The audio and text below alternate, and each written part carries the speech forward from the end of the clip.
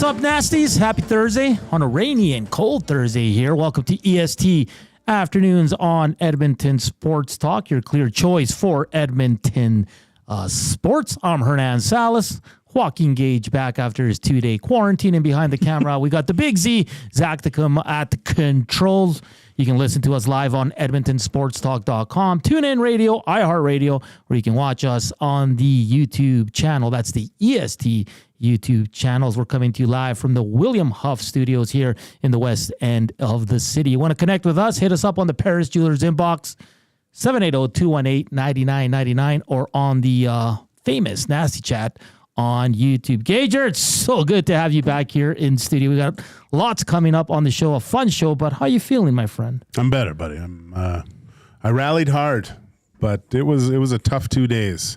You didn't see the full extent. I tried to rally for the shows. That first one was terrible because I was just like counting the seconds till I could get back to bed. It was you held the fort, buddy. I appreciate it. Thank you so much. Well, I appreciate you for joining me when you're probably all you wanted to do was sleep. Oh my God. You toughed it out for good old Hernan, the man here, and very appreciative of that. Fun show today. Like I said, we're going to get into some ST, some Darnell Nurse, but at 1:20 we'll go to Buffalo and talk Joe DiBiase. We have a Week 2 Thursday night game as the Bills are in Miami to take on the Dolphins. Both teams 1-0 right now. At 1:40 we'll have the second edition of the Red Light District with our guy Joaquin Gage. And at 2:20 we're going to start our NHL previews. We're going to do the Pacific. We're going to do Canadian teams. But we're going to start in Winnipeg. An interesting offseason there. A tough way to end their season last season. And we'll talk with Drew Mindell from the Illegal Curve hockey show out there in Winnipeg. Gager, our guy Tom Gazzola broke some news yesterday. Evander Kane, Darnell Nurse will not be ready to start training camp. I mean, Evander Kane's not... let's be honest here. That's kind of... We all expected that. We don't know what's going to happen with the LTIR, if he's going to get surgery or not, and all that. But the big one was Darnell Nurse. I guess an injury that's lingering from the playoffs. He is skating, which is interesting to me, but... probably won't partake early on, according to Tom Gazzola. Just your thoughts on Darnell Nurse, because when we were talking about PTOs and the CC trade, we said if there's an injury to the big three, the Oilers are in trouble. And this is kind of a little bit scary. You know, you're a little bit worried about the start of the season, because we did see this last year with Achane, remember? Oh, he's only going to miss a week or two. And then it went into the first game of the season when they got pumped, 8-1 to Vancouver. He kind of came back a little rushed, I think, and then it took him a couple weeks to find his groove. But I guess your initial thoughts when you heard Darnell Nurse is a little banged up. I look at it completely different than the whole Ekholm situation, buddy, because when Ekholm got injured, he tweaked something right before camp. That's how they referred to it. It was a pre-camp injury that he did at the thousands of captain skates that they had last year. But this one gives me a little bit of pause, because they say this has been nagging Darnell Nurse since the end of the playoffs. So this is something that happened last season that's also going into this season as well. That's concerning to me. The fact that he's, they're giving him a little bit more time because of this, and although he has been skating, that's not good. That's cause for concern that something's not right with Darnell Nurse to start the season. You would hope that all those bumps and bruises and things that you acquire throughout the whole regular season and the grueling grind of the playoffs have kind of healed up and you're ready to go. And for something to last that long, I'm thinking, why wasn't this more attention put towards this in the off season than to get everything right? So he did feel good by the start of camp. Yeah, it's something we're going to track here, and as long as I think he's ready. And listen, Darnell Nurse, it depends on who you talk to. You either have him really high or really low. There's almost like no in between with Darnell Nurse. You either love him or you hate him. Yeah. But he is a key part of this team, especially in the D-core, because when he's on, he's a really good defenseman, Gager. But when he's off, we all see it. We saw it in the playoffs, the inconsistencies in his own end, because offensively, he's fine. Like, I don't, if he scores 1 point, I don't care, as long as he's solid defensively. But when you look at the depth on the left side, Matthias Ekholm, then you probably have to move Brett Kulak up to the top 4. And then who do you have after that? Yeah, and I look at Darnell Nurse, and I just want him to be... You want him to be Adam Larson, right? I think that's what you want. Yeah. Him to be Adam Larson. That's what you want from Darnell Nurse. You'd like him at that contract number, sure. Didn't work out that way. Had a great year compared to other defensemen. Knocked it out of the park. So be it. But if he can play as consistent as Adam Larson and put up those same whatever, I'd have to look up what actually Adam Larson did last year point-wise. But I think that's what if he plays like that, Edmonton Oilers fans will be more than happy. Yeah, because now I'm just looking at their roster on the left side, Gager. I mean, I don't know if Troy Stetcher can play both sides. Probably not. You got Ben Gleason. I mean, and then I was looking at Josh Brown because I was intrigued. I didn't know if he was a lefty or righty, but he's a righty. So for me right now, it's a big cause for concern. And listen, the Oilers still have time here. There is, the rumor mill there on the X saying that the Oilers might be working on a trade or something. Travis Dermott is an option as well. He's a righty, but he can play the left. So right now it's not an ideal situation for the Edmonton Oilers if Darnell Nurse can't, be ready for that first game. And when you look at it, with the Ekholm stuff, you said it was a little bit different because it happened at training camp. It almost seemed like they rushed him back after that butt kicking Vancouver gave to them. Yeah. He wasn't ready to go. If this could have been on the player too. Like, I got to get back in there. Right? Yeah, he could have said, "I need to get back," because we just lost. Because I know he came back for the second game when they lost 4-3. But if Darnell Nurse has to go into the season, how patient do you think Mr. Stan Bowman is? To what? To pull a move and just say we need to add to this defensive core. If he's not ready to go, maybe that's the reason why we saw some PTOs, right? Like, this is probably the reason why. It's concerning, man, because you don't know what you have until you don't have it. That there was a huge hole when CeCe left. And you would see a massive hole with the absence of Darnell Nurse. Like, he munches minutes, and he's a very good NHL defenseman, but you need a little bit more. Right? Yeah. This year you're going to need a little bit more. I'm just looking at Adam Larson stats. Like, last year, 81 games played, 4 goals, 14 assists, 18 points, plus 6, 55 penalty minutes, 22. Just almost 23 minutes of ice time a night. I think that's what you want, Yeah, but maybe a little bit more on the offensive side, but you want just solid, rugged play from Darnell Nurse. I'll be honest. The forwards are going to score enough. For me, Darnell Nurse having 1 point or 50 points, I don't really care. It's in his own end where he needs to take that next step. And we talked about it. At 29 years old, can you improve? And you said, oh, yeah, like the game can slow down at that age, and that's what we're all expecting here. We just got something on the nasty chat here saying from Todd. He says, Dermott is a lefty. You are correct there, Todd. He is a lefty that can play the right. So, I mean, that's probably going to be made official any day now, and he'll come in, especially with the news of Darnell Nurse possibly not being ready. And, Gager, that's what drives me a little bit crazy about Darnell Nurse. And I won't say the people that defend him because I think he is a good defenseman when he's on. But when you bring up Darnell Nurse, a lot of people bring up his points. And I think they're two different things. Completely different. Right. Everyone gets a little bit hot and horny because of that year in the bubble, right? Like he knocked it out of the park. He played 6 teams.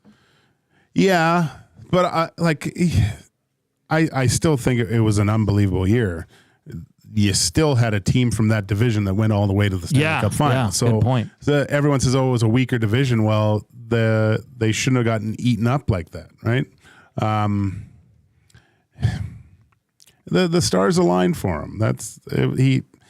he struck while the iron was hot. All those things. He did it. That's what you want. You want one of those seasons at the right time. He was able to, and he went through a couple bridge deals too, right? It was time for him to get paid. But again, like you said, this forward group, it should be good enough that if Darnell Nurse puts together a 25 to 30 point season, that's more than enough. And just be completely solid on the back end. Make it very difficult to play against. Like, have guys going, I got to go up against this guy again, right? Like, I want to see him, like, he should be, usually when you watch games, like, watch the number one defenseman on the other team. Like, there's that commercial with Cale Makar going, Connor's up. Like, he's not even, it's a point where you don't even talk to your defensive coach. Like Nolan Pratt, I played with him. I guarantee Nolan doesn't even say 2 words. Yeah. He just lets Makar, okay, you're playing against this guy. Okay, well, as soon as he gets on the ice, I'm getting out there. That's what you want to see from Darnell Nurse. McKinnon pops over. Darnell Nurse is standing up, waiting for the change so he can get out there and defend against Nathan McKinnon. That's what you want. And it's funny that we're saying, like, Darnell Nurse, we wish he was Adam Larson. Yeah. Right? Because when he was here, Nurse was above him for many. Yeah, for and sure. And he should have been. Yeah. Like, that's what we were all anticipating from Darnell Nurse. I think, maybe I worded that wrong. The minimum that you should get from Darnell is the play of Adam Larson, right? At his best. Yeah. I would say. Lots coming in on the nasty chat. Zedmo says, with Nurse's offensive number, he's worth $6 million. He also says, bring in Shattenkirk. Justin of Balgoni says, Oilers need younger blood. But it's not that easy to go out and get a younger defenseman, especially at this time of the season. Justin also says, I would like to see Nurse play a more physical game, similar to the one game in the playoffs. So that was that game after he was kind of poo-pooed with the media, and everybody was bringing up his plus-minus. Remember, he came back and played extremely well. So, I mean, Darnell Nurse, it's an interesting story. Hopefully it's nothing too serious, and hopefully he can get into that maybe second last game of the preseason, and then he's ready to roll. Yeah, no, you don't want to. We've seen too much of what happens with players that don't get a full training camp under their belt. Like, it's like anything. Imagine, I guess, a comparison. I don't know. It's a good one, but imagine just you're going out golfing with a bunch of your buddies. They've been golfing for 3 weeks, and you've been sitting around, just waiting. And then you go out and play against them. They're going to be much better than you. It's going to take you time to catch up. That's what you see from training camp when guys sit out, or if even longer. I mean, look no further than Matthias Ekholm. Like, he looked like he was behind the 8 ball. Yeah. Starting the season last year, just because of that, of the amount of training camp that he missed. And what helped was that the team was bad at that moment too. It wasn't just Ekholm we were looking at and saying, holy, this guy needs to get better. It was the whole team at that point. We'll continue the Darnell Nurse discussion as we go through the show, but coming up next, we're going to go to Buffalo as the Bills are taking on the Miami Dolphins on Thursday night. Football Week 2, Joe DiBiase will join us from WGR 550 and Buffalo Bills Radio Network. He is the pregame host there. That's all coming up next. But first, here is a sports update with Zachticum.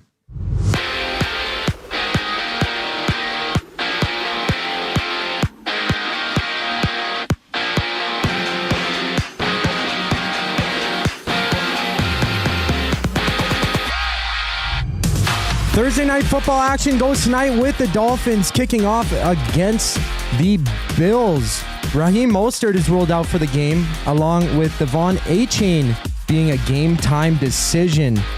And LTE will be down at Century Casino Sports Bar and Lounge for the action. You can find them there every Monday and Thursday night throughout the entire NFL season. Kickoff for that game goes at 6:15. New Jersey Devils defenseman Luke Hughes will miss 6 to 8 weeks due to a shoulder injury. Hughes played all 82 games last year, scoring 6 goals for 47 total points. Over in baseball, it's the Rockies against the Tigers, tied at 2 at the bottom of the 8th, and the Cardinals are winning 4-1 against the Reds. In golf right now, it's David Lipsky with the lead, 7 under through 18 holes in the Fortinet Championship. The Scotsman Martin Laird sits in second place, 5 under through 13 of his own. Coming up on EST Afternoons, Gager and Salas will be joined by Joe DiBiase from WGR 550 to preview the Bills-Dolphins game tonight. I'm Zachary Kubusch, and now you're up to date on Edmonton Sports Talk. Come get your game on at The Ranch. The Ranch lets it all hang out with a championship caliber design, premier conditions, and above all, a fun laid-back experience. Get top-notch service and unmatched value every time you play at The Ranch. Think you have what it takes to go low? The best value for your golfing buck is always The Ranch. The Ranch Golf and Country Club. 10, 50, 100, and 200 round packs on sale. TheRanchGolf.com. Celebrate the grand opening of Sit and Sleep and discover a revolutionary way to shop for mattresses. Stop in today for a free pressure point scan using cutting-edge technology so sleepologists can identify the perfect mattress for you. Right now, you'll get free local delivery on any mattress over $5.99 and receive a bamboo cooling mattress protector. Get grand opening savings now with every mattress on sale. Join us on location today for the celebrations at Sit and Sleep in South Common next to Planet Fitness. Edmonton Sports Talk delivers a mass audience of key, influential customers to your business, all while you associate your company brand with the biggest names, the hottest sports news, and teams from every league around the globe. Oilers and Elks, NHL, NFL, Major League Baseball, and the association, Formula One, soccer, golf. Oh, sweet mama! The excitement is palatable on Edmonton Sports Talk. It's where fans go to get their sports fix and where our partners find the most loyal consumers. Contact us today and see how our team on Edmonton Sports Talk can score the biggest goals for your business. With various advertising options available, email business@edmontonsportstalk.com or head to our website and send a message at edmontonsportstalk.com.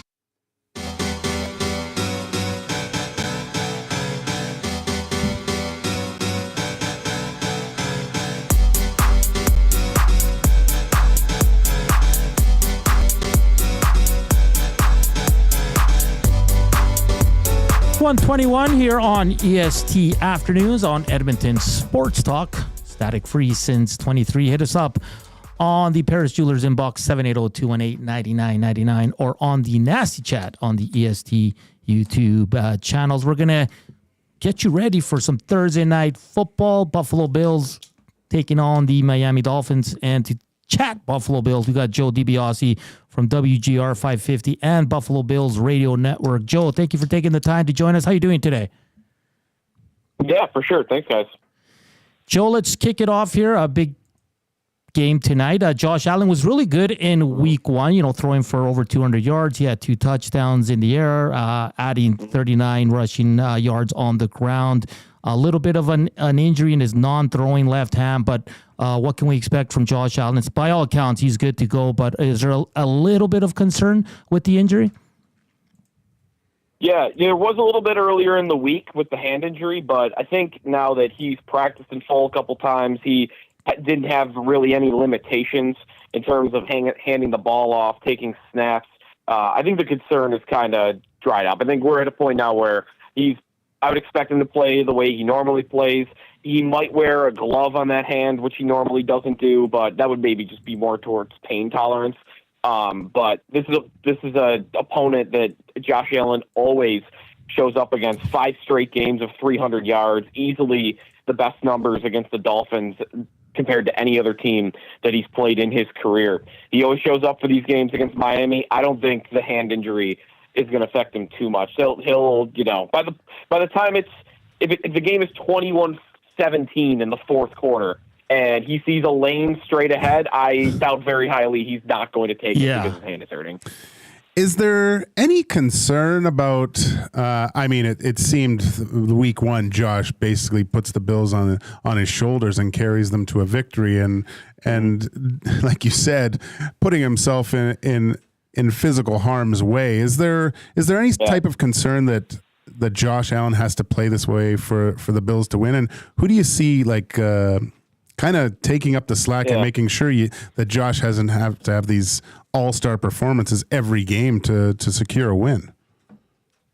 Yeah, it's funny. We have this conversation a lot about like what he's asked to do, what's on his plate. You know, is it a good idea for him to continually run like this and take contact? But, you know, like I'm at a point now where he's played this way for his whole career, and knock on wood, this continues, but he has the longest start streak in the NFL going right now. He doesn't take injuries. He is built different than I think a lot of other mobile quarterbacks. You know, he's not built like Lamar Jackson or Kyler Murray or, you know, those smaller Jaden Daniels now in the league is this way, a little bit more slender. Like Josh Allen is 6'5", 250. He's built like a small defensive end. So, you know, he scrambles out of the pocket a lot more than others, but honestly, like, what's safer for Josh Allen? He either sits in the pocket where he's surrounded by 10 linemen who are all bigger than him, or he runs out of the pocket and, I got one-on-one against a corner in open field who's 50 pounds lighter than me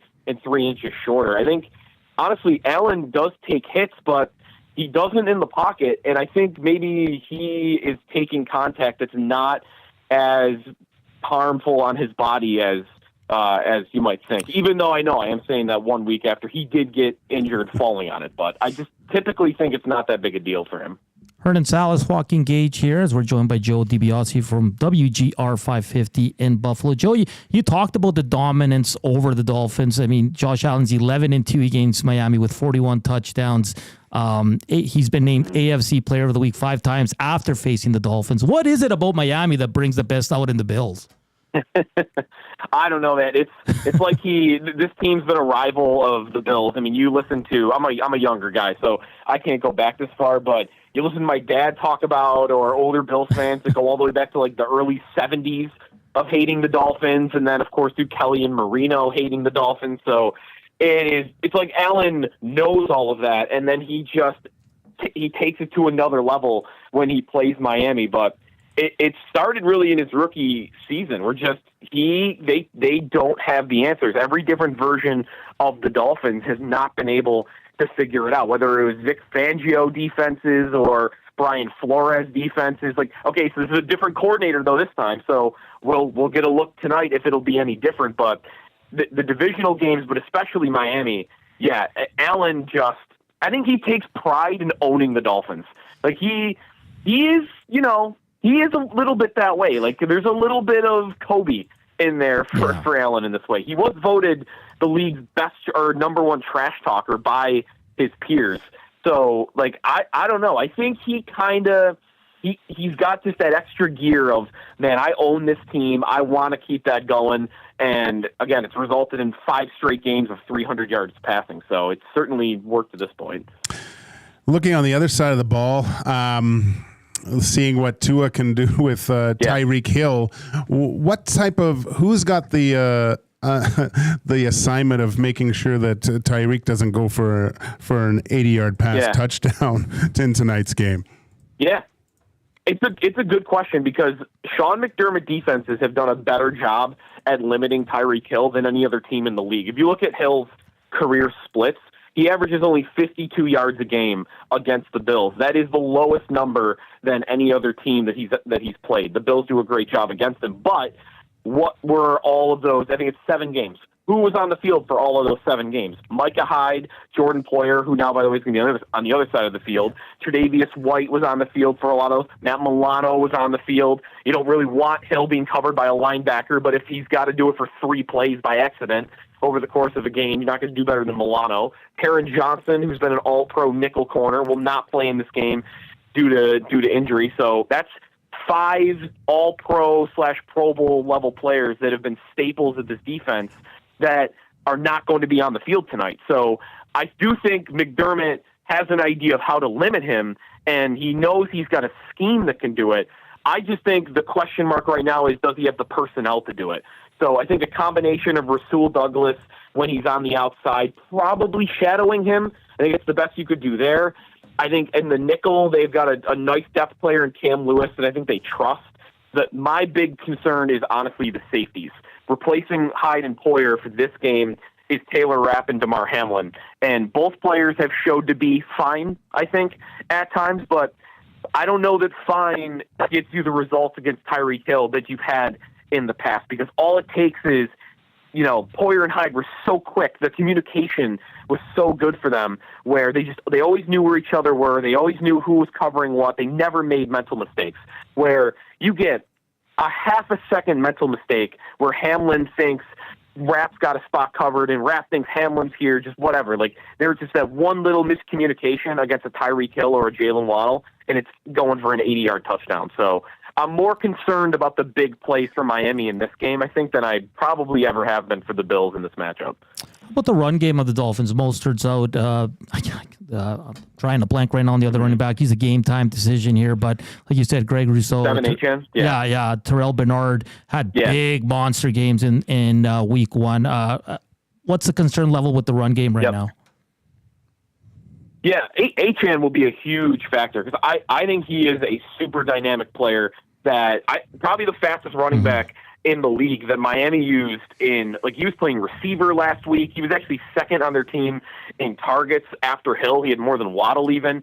So whether he plays or not, I think, is a big deal. He's someone that went off against the Bills last year for over 100 yards on only 8 carries in their week 3 meeting, and then had a decent game in the finale. So Achane playing, I think, would go a long way for the Dolphins' run game. If he doesn't, part of me thinks, all right, 4th-round rookie is who's stepping up, and a journeyman in Jeff Wilson, and a new offensive line that lost their best interior lineman during the offseason. All right, I kind of like the Bills' odds to stop the Dolphins' ground game. The other part of me, though, says, we just watched Monday Night Football where Christian McCaffrey didn't play, and this is kind of how running back goes in the NFL now, right? I just plugged in a guy I've never heard of into a rushing attack that works, and it finds a way to actually, not be that big of a downgrade. So it's kind of a two-part for me. I think the position is replaceable in the league now, but I do think you've got big question marks with who the Dolphins would be replacing Mostert with. You mentioned Damar Hamlin. I mean, we all know what happened to him. And coming back, week 1 looked great. Has he just continued just to be like an emotional spark for this team? Yeah. I mean, I was always leery of seeing him on the field again, but to see what he was able to accomplish in week 1, it's got to make a point for the team to rally behind. Yeah, I think his story is even more incredible now that he's gotten back to a place where he's on the field consistently. It still almost makes me mad that he didn't win Comeback Player of the Year last year. It's just an award, but I don't know. It was months and months of respect to Damar Hamlin that just kind of we're just going to give it to Joe Flacco because he wasn't good before and then suddenly got good again because he went away for a little bit. This dude died on the field. His heart stopped on the field, and he got back to a place where he was on an active roster. He played a few snaps, but I think what people forgot about last year in the midst of all that was Hamlin didn't have a real offseason last year. He wasn't medically, they were doing, obviously they were triple checking things. They were making sure he was healthy enough and that there wasn't any further risk for him to return. And then he was doing, he was doing stuff for the NFL. He started, there was a program when it came to defibrillators and whatnot. He was touring around doing that. He was at the ESPYs. He was, everywhere. So he didn't really have a normal offseason last year. So by the time he finally got back to doing football activities, I think he was kind of behind the 8 ball as a player that was already more of a depth player that is a fringe starter. So, now that he this year got full offseason, OTAs, mini camp, training camp, he had a good offseason, and it was back to, okay, Damar Hamlin's back to being himself because he had a normal offseason. So I think the fact that he's been able to get right back to where he was before he went down on the field in Cincinnati, he's just, the inspiration that he is grown this summer. Joe DiBiase joining us here from WGR 550 and Buffalo Bills Radio Network. Joe, I know you do some work with Locked On Sabres. You're a big hockey guy as well. I guess we'll finish off. What have you made of the Buffalo Sabres offseason? Obviously, they made the big, mid-tier trade with the Edmonton Oilers, acquiring Ryan McLeod for Matt Savoy. But some tough times there for the Sabres. How do you think that offseason went? I was I was going to say, I feel like I'm talking to some people who actually might know what it's like to be on a playoff drought that's like super long. We were just playing around with this the other day. Like, the drought is so long now that, like, I was in high school I'm now married with a house, and I was in high school the last time the Sabres were in a playoff game. Like, man, it's getting ridiculous. I mean, fans are definitely, like, they're feeling that too. Like, it's funny in one sense, then another, like, it's so demoralizing for fans that it's hard to believe in almost anything that they do now. I mean, there's a little bit of optimism because they finally decided, like, all right, let's start to not care as much about all these picks and with the best prospect pool in the league, right? Like, every prospect site's like Sabres are 1 or 2 in the league in prospect pools. But man, like, you can only sell that for so long. But then when they actually decide, like, all right, let's push in a little bit, let's trade some of these guys. Oh, we're trading our number 1 prospect. What do we get? Ryan McLeod. Like, okay, nice player. Like, I like his speed. I like him as a depth player. The Sabres could have used him in the last 2 years. They missed the playoffs at 1 point 2 years ago. A small move like that might have been enough to push them in 2 years ago. But you're trading a top 10 pick for that. Just it's head scratching moves like that have people like, I just don't know how to buy in on this team. So is there optimism? I would say no, but the drought has a lot to do with that. Are they a team that can make the playoffs, though? I think they are, because even though I can easily snicker even at the moves that they've made, they definitely were a team that needed to get tougher to play against. They definitely were a team that, hey, their top 6 has actually showed up for the last couple of years, and their bottom 6 just gets run over every time they're on the ice. And I do think they legitimately upgraded their bottom 6, even if the cost was expensive. But so I think what that means is they've got a shot. They've got a legitimate shot to break the playoff drought this year. It wouldn't surprise me if they find a way to squeak in. Joe, I love the passion. Here in Edmonton, we went through the decade of darkness, so we understand fully what people in Buffalo are going through right now. Hey, great stuff breaking down the Bills-Dolphins game and talking a little bit of Sabres here. Look forward to chatting with you during the hockey season, but enjoy the game tonight, and thank you for your time. For sure. Anytime, guys. That's Joe DiBiase from WGR 550 and the Buffalo Bills Radio Network. And it's amazing the drought, but I look at their decor, Darlene, Power, and Byram. Like, that's awesome. That's a really good top 3, man. Yeah. And then, I mean, Yoki Haru, who's solid, and then you got Matthias Samuelsson. Like, this is a good back end for Buffalo. Unreal back end. And, like, look, their forward group, there's some talent there. Like Tage Thompson, I like Dylan Cousins. Alex Tuck, I think, is a whale of a player. Oh. Greenway's just a beast. Stoff's love of Sam Lafferty. I don't know how well that's placed, but no, it's a team that seems like they get close and then something happens. They start well. They always start well. They seem to play the Oilers always early too, and they look good. They always beat them. Yeah. I remember I went to watch pregame skate last year, I believe, and they were zipping around. I go, holy smokes, this team they're dialed in. But yeah, it just seems like they just can't get over that. They're looking for that one player. Is that player Ryan McLeod? Highly unlikely from what we've seen. Good player, capable of a lot. I think sometimes a change of scenery is a good thing for a player, and for a skilled, like, I think Ryan McLeod looks at himself as a really skilled guy, but that doesn't always translate to NHL success. He's got to figure out what type of player he needs to be a successful NHL player on a consistent basis. Because when that trade was made, if you went on Buffalo Sabres like forums or chats, like everybody they're was just going nuts. up in arms. But that's the type, like, that's the type of player that they've been drafting over and over and over again. Yeah. And so now they're, you can't win with all the same type of player. I get that. But I mean, Edmonton Oilers fans were quite happy with that trade. and we won't know for a couple of years because what Matt Savoy becomes, right? Yeah. If he's a bottom 6 guy, or if he's going to fit in that second line role. I mean, the upside is way higher than Ryan McLeod's. Like, because Ryan McLeod on Buffalo is going to be your third line guy. Well, and he might moonlight at times in your top 6, but they get a regular NHLer. You know, like they get a serviceable guy, and they didn't know what maybe too much of the same. Yeah, a good point here by Dawson Nielsen on the Nazi chat says, laughing out loud. Sorry, Ryan McLeod isn't going to make you tougher to play. Because, I mean, the joke was last year he was allergic to the blue paint. Like, he'd come down the wing, he could take it to the net, but he'd kind of circle around the net or stop and pull it back to the point. So, yeah, he could stop for eggs on the way to the game, put them in his pants, and go home with all 12.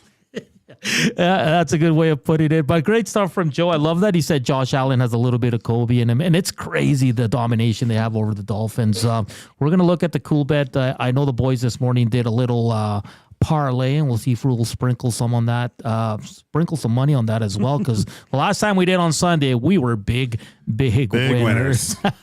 He's Joaquin Gage. We got the big Z behind the camera here producing the show. I'm Hernan Salas. You're listening to EST Afternoons here on Edmonton Sports Talk. Coming up next, it's the Red Light District with Joaquin Gage. Zach has your sports update.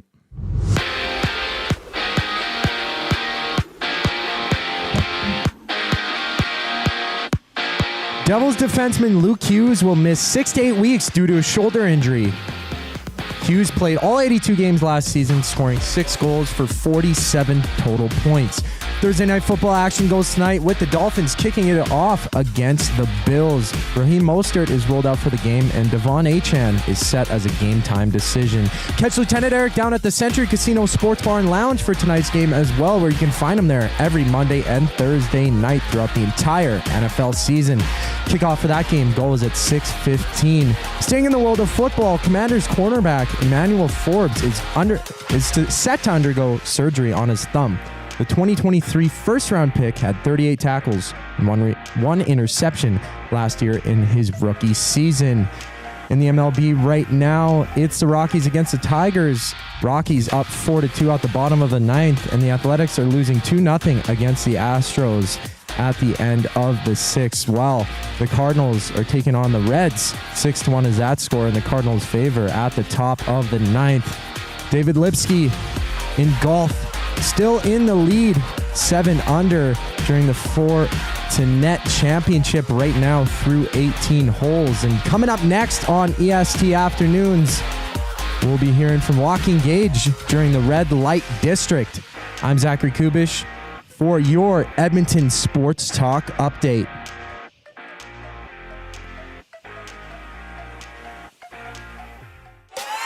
Wake up with the Nielsen Show with Dustin Nielsen and Lieutenant Eric. Weekday mornings 6 to 9 on EdmontonSportsTalk.com.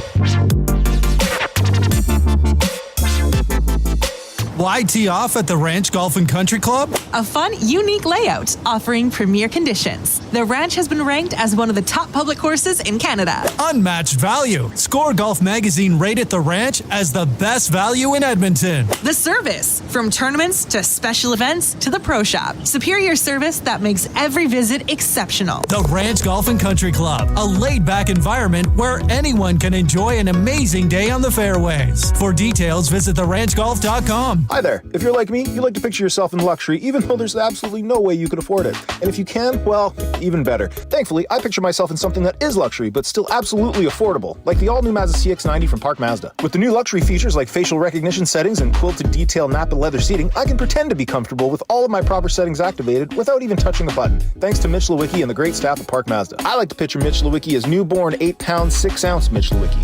You can picture grown-up Mitch, or teenage Mitch, or bearded Mitch, or whoever you want. Park Mazda, your dealer for life in Sherwood Park off Y Road. Park Mazda does. Get all the latest news and takes on everything Oilers with Dustin Nielsen and Tom Gazzola on the Oil Stream. Live at noon, Monday, Wednesday, and Fridays. Only on EdmontonSportsTalk.com.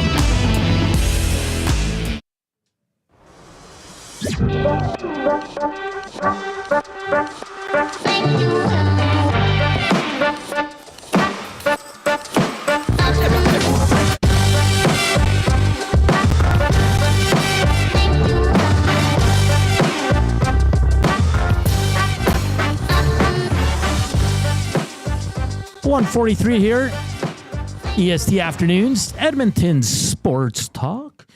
Hey, if you're on the YouTube, make sure to chime in on the Nasty Chat. Hit that thumbs up button. We're at 32 Gagers. All right. So that's not too bad for EST afternoon numbers. Yeah. I mean, we'll never do numbers like the hit show, the morning show. Well, we'll see. We got 128 watching. If you're not doing anything, you can. Oh, what do we got here? Oh my gosh! What's Jay's bringing us sausage. Some sausage. Look at that. That is fantastic. That is very nice of you, buddy. This is food sausage. So I prepared a fresh sausage for you boys to try. They are a partner of EST on the Reed's Top 3. So they had me come by today and pick up some fresh sausage. What's the flavor? This is the Auto. Like they also the Auto is a restaurant in Edmonton. Okay. This is the one they provide for them. So, really? Yeah. It's hot. It's lovely. It's tantalizing. Pretty good, eh? Enjoy. Sorry, Gager. What were you saying there? Well, you're chewing. I'm eating. Smells really good. Yeah, it does. The Gager thumbs up. That's really good. I like that. Very good. Very good sausage. I'll try during the break. Yeah, okay. I had to try it now just to give you a hint. Hey, before we get to Red Light District, the SCs are coming up. It's absolutely incredible what these guys have put together here. It's next Tuesday, 6 o'clock, Gardner Theater after parties at Hudson's on White. Gager, I know we're presenting as a duo. Yeah, I guess, yeah. Yeah. I don't know. I can't remember what we're presenting, but I'm just curious. Is there a script? Are we winging it? We haven't been informed of anything like that. So. No, well, I'm sure we'll come up with something. I looked at what we're doing. I can't remember what it is, but we'll figure something out to go with the award that we're presenting, I think. So, you got your fit ready? I guess I just have to wear leather, don't I? Are you wearing a leather suit? Yeah, maybe. Oh, that'd be. You're not going with the dusty tuxedo off Amazon? No. If I thought leather, we'll see. It'll be a surprise. Either suit or some leather. Yeah, I took my suit to the dry cleaner tomorrow. Bought a new shirt and tie. Did you? Yeah. Nice. So, nice. Yeah, it should be interesting. Big Z, you got your suit ready? Honestly, I'm a little scared because I don't really have anything prepped. So, hey, I saw you at the Elk 75th dinner, and you look pretty sharp. Hey, thanks, man. And I don't want to pull up with the same suit, right? But I don't want to go out and why? That's all right. No one will remember that. Yeah. Well, it's a good suit, and I don't know. I bought it. I've only worn it once. Yeah, so rock the thing, man. I might have to, or show up in all like corduroy or something like that. I can't show up all leather. I don't know. A corduroy suit. How 80s would that be? Yeah, right. Hear him coming. That's for sure. I know. If it wasn't like Maddie stressed so much how it's black tie and you have to look sharp, like look dressed to the tens. And I was gonna kind of play with it a little bit. Like I think LT wanted to, show up in a tuxedo t-shirt at one point, but I think we're all dressed up in suits. So I didn't want to go too far back and get the corduroy out. But if I was allowed, I would. Because when I hear black tie, I think tuxedo. I think the Grammys. I think the Oscars. Like that kind of. And then I'm talking to all the boys, and they're like, "Oh, we're just wearing suits." And I'm just like, "Okay, so then is it black tie or is it not?" I think it's your Sunday best. I think. If you have a tux, like Tommy's got a tux, he's coming. Yeah, but Tommy's got like 100 suits. Yeah, I know. That's what I think those are his pajamas. He goes to bed in a tux half the time. So. He'll probably be the sharpest looking and dress guy there. For sure. And Dusty looks good on his broadcast on CFL. Does. He looks sharp. He can dust off one of those Spanglish outfits and get in there. But yeah, I'll see. We'll see. Are you rolling solo or are you coming with the wife? I got to check her schedule. Oh, okay. Okay. Are you a dancer? No. Can you dance? I used to be able to dance, but I just don't have the chops anymore. No, I don't. But you can carry a beat on the dance floor. If the wife's like, Joaquin, I want to dance, you can. Hernan, I'm never gonna dance again. Guilty feelings. Got no rhythm. Oh boy, I'd probably say I'm the best dancer here at EST. Oh yeah, yeah. Oh okay. I put Dusty a close second. Really? Yeah. Dusty? Yeah, the big I feel guy like he can dances move, like man. Elaine Bennis. No. He's a two-stepping madman, though. Like he got so excited. I saw him at Cook County one time, and he just was staring at the dance floor like it was a chicken finger. He just couldn't wait to get out there. Yeah, I've seen Tom dance, so I'd put him in top 5. I don't know about Reed. I know Maddie does not dance. LTE, Trev. I feel like Trev could. Yeah, Trev maybe. I don't know. No, I'm surprised you don't. No, I don't. I saw you posted a picture last week here in the conga line, so obviously you can. Yeah, well, my wife can really dance, so yeah. She dances, I can't, and my daughter can really dance, so, but not me. All right, well, with that, let's get to the red light district with Joaquin Gage. So, on this week's Red Light District, few things happened to me over the week, and I'm getting upset about common courtesy. And a few things that have gone through, and I know part of it is just my location, but I live really close to a school. Okay. All right, and when I back out, a lot of times it's during school hours to and from. There's people that just park right in front of my driveway and to go get their kids. And I'm standing there waiting to leave with my car and waiting for them. And they think, oh, I'm sorry, I was just going to be a second, and thinking it's okay. And so it usually happens at the beginning of the school year and maybe once or twice throughout. And I have discussions with people, but the repeat offenders, it's unbelievable how many people still park right in front of my driveway and go in and get their kid who he looks like he's 15, should be able to walk back to the car. Yeah. Like you're going to pick up your kid and you're carrying the books. Give them a little bit more independence. So I've resorted to a tactic to make sure it doesn't happen again. Okay, what is it? Well, what you do is I try the note, and if the note doesn't work, the note is followed by just a nice smear of Vaseline over the windshield. Okay, so not the whole windshield, but just a side, right? So they get in their car and they wonder what's that. They hit the windshield wipers and it just smears all over their windshield. And I learned this from a guy I played with in Cape Breton named Mark LaForge. He used to put a little Vaseline on the inside of his glove, and all the Euros that wore visors, when he'd get into scrums with them in front of the net, he would just take a little bit and wipe it on their visor. So especially because he was on the PK all the time, so he'd get their big time score, just smear a little bit, and he'd have to take his helmet to the trainer, and it would take they would miss at least the rest of the power play that way. So be courteous, people.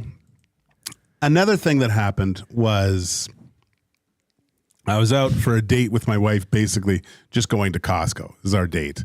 And what I do when I go into these parking lots is I look for where the return cart section is and try to park my car as close to that. So when I come out, easy to put the cart back, not around. Fine, makes sense, right? Oh, yeah. I come out of there. And there's people with these carts, and they're just throwing them away. They're not, and most of these people could use a couple extra steps taking this cart back to where it's supposed to be.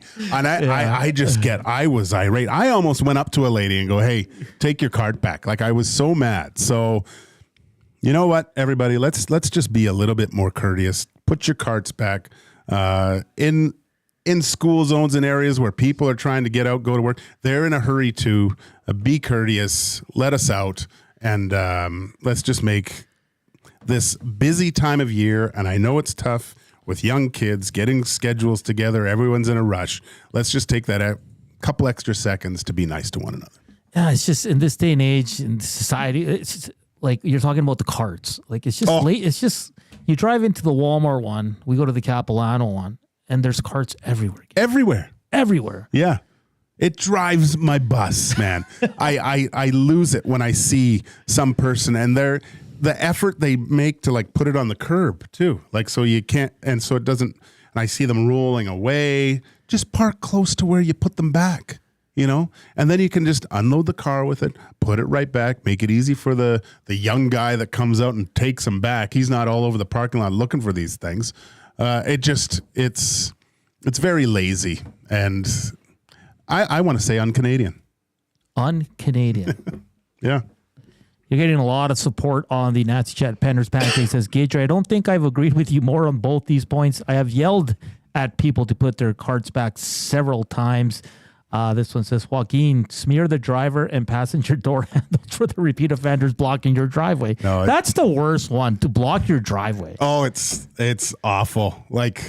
And the thing is that's the biggest thing is the 15-year-old with a mustache having his mom carry his book bag back to the car. I'm like, what are you doing with this kid? He doesn't need that much help. And it's crazy. I was so mad. And I kind of raised my voice and stuff and nothing. I'm not terrible, whatever, but it does make me feel a little bit better with that Vaseline. You don't put it right over the driver. You put it off to the side, right? So when they do turn the windshield wiper on, it smears their vision. And then they put the water on that, and then it's a complete mess. Yeah, Ian on the Paris Jewelers inbox says, I've been dealing with that for 17 years. I call 311 every day, and he says, that's not Western society anymore, Gage. It's all me. Yeah, everyone, I had to stop driving my kid to school because the drop-off drove me crazy at high school. People just think they're the most important person in the world, and they have to do everything before. Everyone's doing the exact same thing. Yeah. Everyone's trying to get their little darlings to school on time. Yeah, I understand everyone works and has to get, so does the other 30 people behind you. To just try to jump the line all the time, this jump the line society is, it bugs me. It really bugs me. This might be Lucas Holt on the inbox. He says, have you heard of the shopping cart theory? No, I haven't heard of the show. Please let us know. Yeah, let us know. The one that gets to me is it's just an old school thing when you let someone in when you're driving. Oh, the wave. The wave, man. I wave at everybody that lets me in. And when you're courteous enough, you're like, hey, go ahead, and they just nothing. It's just the way the world is now. I remember in my early 20s, everybody used to wave at everybody. Yeah, that was the way to do it. Now no one cares. And you know what? I've even adopted when it's because a lot of times I'll roll down the window and throw out the hand so they can see it. But sometimes you can't see all the way through, especially winter snow and stuff. So what I do is if someone lets me in, I'll hit the hazards. Yeah. Just give them the double blinks for a good 10 seconds with the double blinks. So they go, what's this guy doing? Oh, he was saying thank you. So if you let in an FJ Cruiser, rosewood color, and get the double blinking hazards, that's me. You know how old school I am? Even if it's winter, I roll down my window and the arm goes out and I give him a nice wave. Yeah, no, wave. I told my daughter that she's just has her learners. I'm a little worried because she's halfway out the window, waving backwards, looking at them when they let her in. But she's doing it. It is so rare now to get that. That one day I gave the wave and the guy pulled up beside me and he's like, roll down. And I thought he was going to fight, tell me to go F myself or something. And we were at a red light and he goes, I just want to say thank you. Nobody waves anymore. I know. No one waves. I look for it all the time. And how mad do you get when you let a guy in, and you go, okay. And you, especially when you see that jackass that comes up the shoulder and dekes in and you're just like, whatever, man, maybe you are in a hurry or something. And he doesn't give you the wave. Then I just want to, I wish I just had a vehicle I didn't care about at that point. Yeah. Yeah. Big Dave says, Gager, would you be interested in starting a vigilante group with me that fights for common courtesy in the city? It does interest me. It does interest me. It's the common courtesy, man. Just be thoughtful of other people around you. That's all. No. Great stuff. The second edition of Red Light District. As we head into hour 2, we'll be joined by Drew Mindell, host on the Illegal Curve Hockey Show, and we'll go around the sports world. We'll talk some Shohei Ohtani, who's getting closer and closer to that 50-50 feat that's never been done in MLB history. That's all coming up next here on EST Afternoons with Hernan Salas and Joaquin Gage.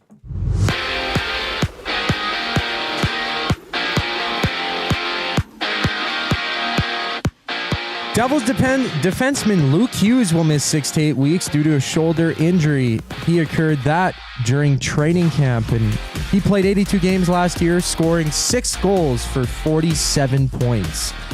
Thursday night football action goes tonight with the Dolphins kicking off against the Bills. Raheem Mostert is ruled out for the game, and Achane is a game-time decision. LT will be down at the Century Casino Sports Bar and Lounge for all the action Monday and Thursday night throughout the entire NFL season. Make sure to catch him there tonight with kickoff on that game at 6:15. Giants rookie Malik Neighbors is limited in practice today due to a knee injury.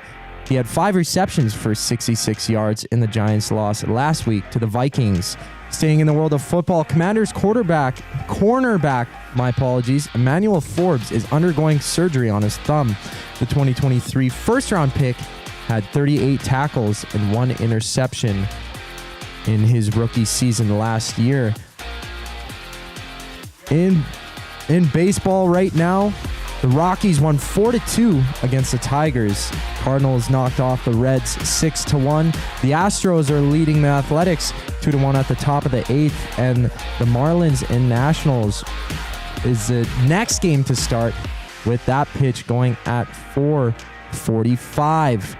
Dave Lipsky is still in the lead right now on the Fournier Championship, 7 under through 18 today. And coming up on EST Afternoons, Hernan and Gager will go around the world of sports talking Shohei Ohtani going for 50-50, some sports history, and more. I'm Zachary Kubusch, and now you're up to date on Edmonton Sports Talk. Hey Edmonton, ready to take advantage of lower rates and better pricing? South Fort Chevrolet in Fort Saskatchewan has you covered. From rugged trucks to sleek SUVs. And with over 40 years in business, you can trust that you're getting the best deal on your new ride. As the proud title sponsor of The Nielsen Show, EST listeners can drive a little to save a lot with South Fort Chevrolet's transparent pricing and down-to-earth sales team. Visit us today in Fort Saskatchewan or online at southfortchev.com. Few of us can say that we're over 60 and still hot, but Mr. Mike's Burger can. And to celebrate over 60 years of Mr. Mike's famous burger, you're invited to taste history for only $8.99 at Mike Burger Madness. Savor the original flame-grilled Mike Burger on their signature garlic French loaf for a limited time. Dine-in only price of just $8.99. Sides extra. It's Mr. Mike's Mike Burger Madness, and you'd be mad to miss it. Offer ends September 30th. Eat locally, enjoy casually. Edmonton Sports Talk delivers a mass audience of key influential customers to your business, all while you associate your company brand with the biggest names, the hottest sports news, and teams from every league around the globe. Oilers and Elks, NHL, NFL, Major League Baseball, and the Association, Formula One, soccer, golf, oh sweet mama! The excitement is palatable on Edmonton Sports Talk. It's where fans go to get their sports fix and where our partners find the most loyal consumers. Contact us today and see how our team on Edmonton Sports Talk can score the biggest goals for your business. With various advertising options available, email business@edmontonsportstalk.com or head to our website and send a message at edmontonsportstalk.com. It's returning, the emptiness. My thoughts are crumbling in my head. There's nothing, the light's gone. I'm shaking. Why do you hate me? I've been spent, there's nothing left. Won't you for one step beside me? I'm broken for nothing. To hear that you're left to protect me. Fighting all my troubles. 202 Edmonton Sports Talk, EST Afternoons. Joaquin Gage, Hernan Salas, and Zachticum. You can listen to us live on EdmontonSportsTalk.com, TuneIn Radio, iHeartRadio, or watch on the EST YouTube channel. We're coming to you live from the William Huff Studios here in the west end of the city. You want to connect with us, the inbox and the Nasty Chat is hot right now with common courtesy and common sense talk.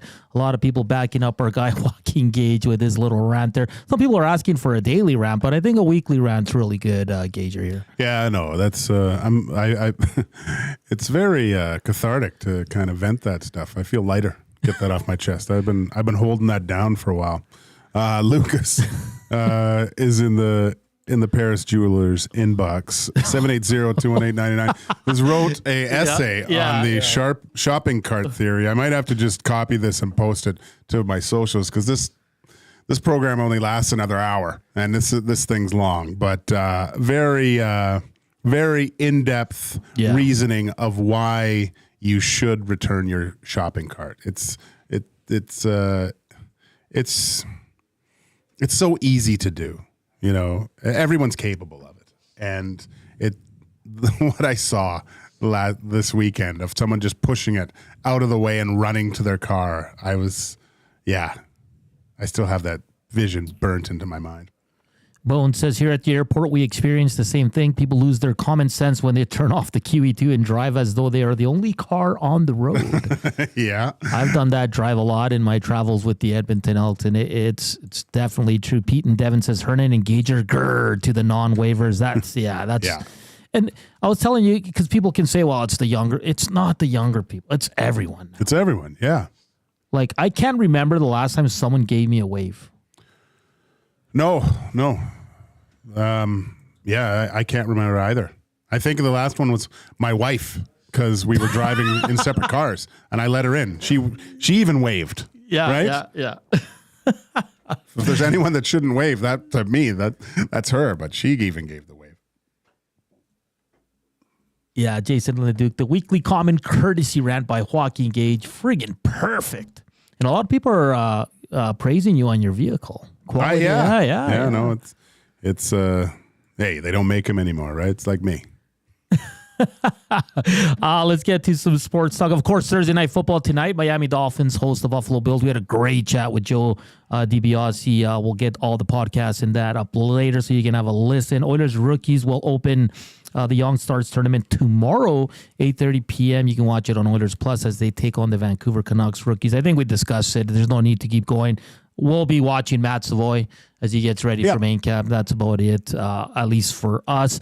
Some NHL news. Luke Hughes, defenseman of the Devils, suffered a left shoulder injury earlier this month. During offseason training, he will not require surgery, but will be out 6 to 8 weeks. He's a good little player. Yeah. I had him in fantasy last year, and he chimed in with a lot of points for me. I mean, we're gonna go around the league and go into teams. The New Jersey Devils are a very interesting team to me because of the success of 2 years ago and then kind of taking a step back last year. I think a lot of it had to do with goaltending at the time. But now, Jacob Markstrom joining the team, probably solidifying that position for them. Jake Allen too. That's a pretty good goaltending tandem right there. Pesce, Hamilton, unfortunately Hughes. Young, fast, exciting team to watch. It'll be. I'm fascinated to see how, even with that injury, I think they'll still be quite competitive. Oh yeah. Hopefully they can turn things around because they're a pleasure to watch. You know what happened with the Devils? I think last year it was similar to the Oilers of 2017. When they made that run, they were really good, and then we were all expecting them to take that next step, and they just fell flat on their face. I feel like the Devils went through that. Now, they didn't get goaltending last year. They had some injuries and all that, but I find it very similar to that kind of... A little bit of that too much too soon, right? Exactly. I think that's what happened with that team. They peaked too quick. Well, just, they were good, and then they realized, oh my gosh, we're good, and started believing their own press clippings a little bit too much, and thinking just throw out the $800 sticks and we would be okay. But it's not the same, right? And it was. They couldn't get a save at the right time, and for a young team, how. I mean, here in Edmonton, you could those back-breaking goals of years ago, right? You'd see the team just crawl and scratch and to get back into games and to let in a soft one, and you could just see the bench just deflate completely, right? And I think that happened a lot with that team. Yeah, it's very similar. Of course, CFL Week 15 kicks off tomorrow from BC. Our guy Dustin Nielsen will be calling that game as they host the Argos. Ottawa is in Hamilton, Montreal, and Calgary. Both those games go on Saturday. But let's get to Shohei Ohtani here as he's closer to history as he nears the 50-50 club. After yesterday Gager, he sits at 47 home runs, 48 stolen bases, 16 games left. This is going to get done. Yeah. And he's a pitcher. Is he going to pitch next year, though? I think they were going to give him the year off, and then he's going to do both next year again. Both next year or one more year? Maybe one more. But he's still he's still unbelievable. I still say the greatest sporting spectacle over the last 10 years was him facing Mike Trout in the World Championships of Baseball. That was great. You can't. I would, and I think Dusty and I talked about this, but trying to find another place in sports where you have that kind of showdown, against best on best in that little small kind of battle between the best hitter and the best pitcher in baseball on the world stage. That was phenomenal. And you say best pitcher, and he's going to do something that's never been done, and not even playing that position, right? Yeah. Because we're going to see this, and we're old enough. We've seen a lot of great moments. Where does this rank up there with you? Like, is it Gretzky passing Howe? Is it because this is going to be enormous? It's going to be the top story for the whole week when he does it. Yeah. I'm sure for the pure baseball fan, this is because I'm not a huge baseball guy, right? But I recognize greatness in certain areas, of course. And Shohei is just, there's a reason why he got that deal, right? Like it's crazy how good he is on both sides, like as a pitcher and a hitter, like 50 and 50. That's crazy. Yeah. It's absolutely crazy. And on a good team, and so close. Well, we don't know, but to do it with the Toronto Blue Jays, eh? Yeah. If you wanted me to watch the Blue Jays on a regular basis, that would have probably done it. That was it right there. And then also the Blue Jays, Bowden Francis lost his no-hit bid in the ninth inning again last night on a leadoff home run to Francisco Lindor. Just 18 days ago, he had a no-hitter into the ninth as well. And also lost it to a homer. This guy's getting close. That's as close as you can get. Yeah. So Bowden Francis continue to, and I'm just glad they didn't pull him. Well, they pulled him after the home run, and then the bullpen kind of blew it up, and they lost to the Mets there. But Bowden Francis getting very close. Gager, some interesting topics in this day in sports history. Dusty's gonna like this one. 1984. Michael Jordan signed a 7-year contract to play basketball with the Chicago Bulls, the best player to ever play in the NBA. Back then, who knew how great this guy was going to be? Yeah, well, no one. Yeah, actually, exactly. Especially the Portland Trailblazers that passed up on him. I guarantee if Dusty was born 10 years earlier and watched him, his view would be different. I mean, you talk to the greatest ever. Who do they say is the best ever? And it was a different. It's different. It's different. It was a lot tougher back then. It's just it's a different. Without Michael, you don't see the greatness of today. He transcended the sport. He made it. And you just see the progression of it all from there. He left the sport he was the greatest at to try another one because he was just someone else can win this year. He came back and they won again. Yeah. Like that to me is the difference. And enough with he had Scottie Pippen, the way he joined the Bulls they weren't loading up. No. He wasn't a star yet. No. And you want to hear my hot take on LeBron James? Yeah, sure. The Olympic men's USA team would have won gold without LeBron. Yeah, they would. Well, that's how good they are. Yeah, they would have. I mean, growing up with the Gatorade commercials, Be Like Mike, like that was crazy. Everyone had a picture of him on the wall. When I played in Portland, going to the Nike store, it was Michael Jordan was plastered everywhere. I'm kicking myself I didn't buy a pair of Jordans back then and kept them in the box. Oh, those were the best. Yeah, back in the old day. But, and don't get me, hey, LeBron's great. Probably two or wherever you want to rank him, 2 or 3. For some people he's top 5, but he's not better than. But I mean, that's what appealed to me. The NBA was. I watched a lot of NBA when I was younger.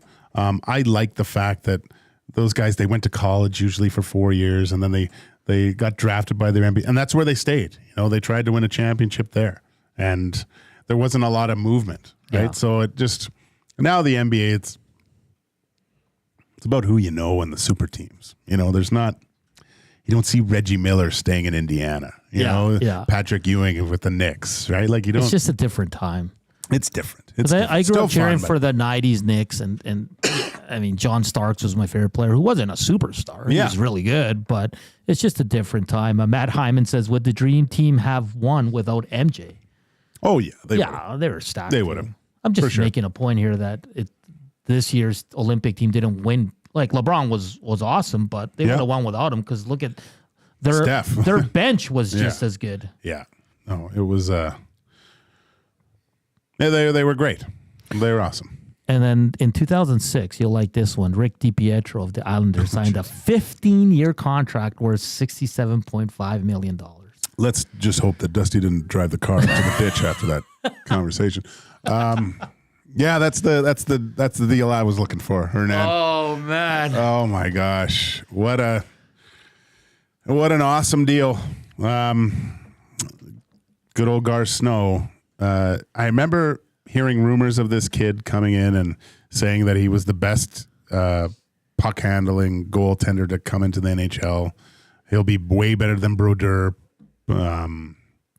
And just he was a good goalie. I won't say you don't get to that level without being a good goalie, but there was a lot of hype around him, and it just didn't really pan out. Because at that time, it was like an enormous. Like you never saw deals like that in the NHL. No, and I mean the thing is he didn't really show that he deserved it yet. No, but for some reason, Snowy thought that giving him a 15-year deal was going to turn the franchise around, and just didn't work out. So the year he got the deal was 2006. The year before that, his goals against was .302, save percentage of .900. That's a definition of not earning a 15-year contract. Well, I thought it was great because I thought, man, I at least can get a 9-year deal. Like, it is bizarre. He only played, let's see here. After that, he played 63 games. And then after that, Gager, all the way to 2014, the most games he played in a season was 26. Yeah. Obviously injury prone. Yeah, he got injured quite a bit, but first overall pick in 2000. Yeah. He's 42 years old and a very rich man. Right? Very rich man. Yeah. And pretty good broadcaster too. I've seen him do some stuff. So. Is he doing Islander again? Yeah. Oh, okay. Yeah. I did not know that. Yeah, so good for him. Okay, we'll start our NHL previews coming up next as we'll be joined by Drew Mindell. Out of Winnipeg, he is the host on the Illegal Curve Hockey Show. They do a great pre- and post-game show. I tune into them throughout the season just to get a vibe on the Winnipeg Jets, and they do a great job out there. We'll preview the Winnipeg Jets. That's coming up next here on EST Afternoons. But first up, here's a sports update with Zachticum.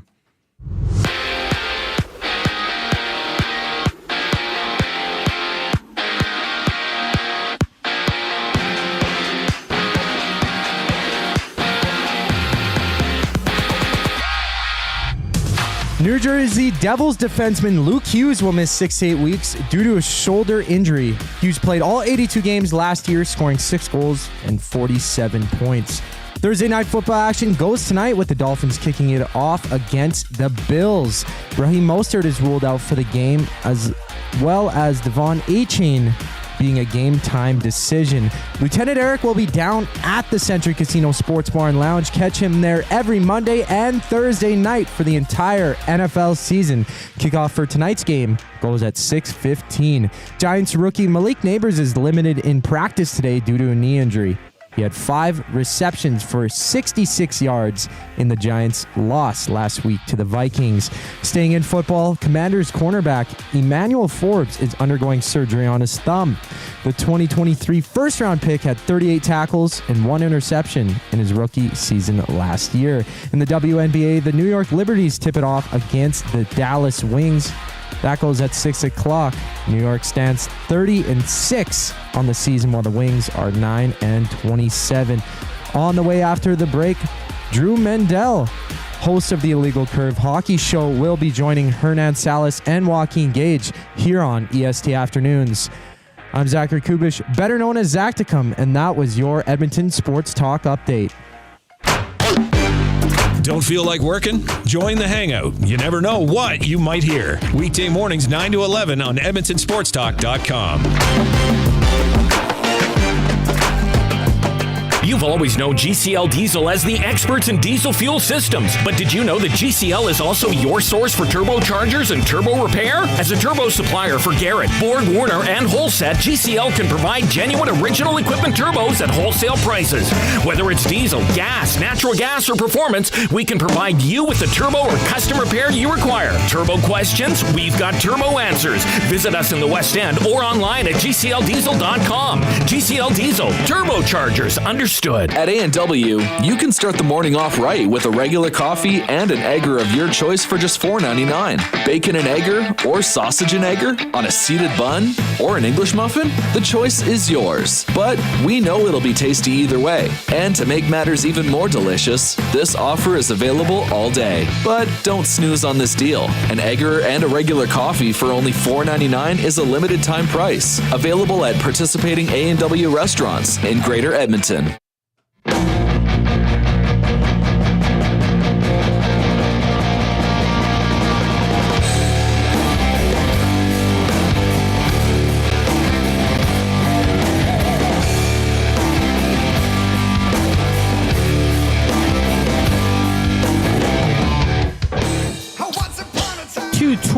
EST Afternoons, Hernan Salas, Joaquin Gage, and Zach Kubusch, better known as Zachticum, the Big Z.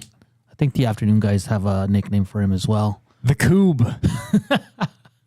The Koob. It's an outdoor Swedish game, Koob. Is it? Yeah. You just making that up? No. It's a good game. What is it about? You just it's kind of like lawn darts a little bit, with a little bit of chess involved. It's a lot of fun.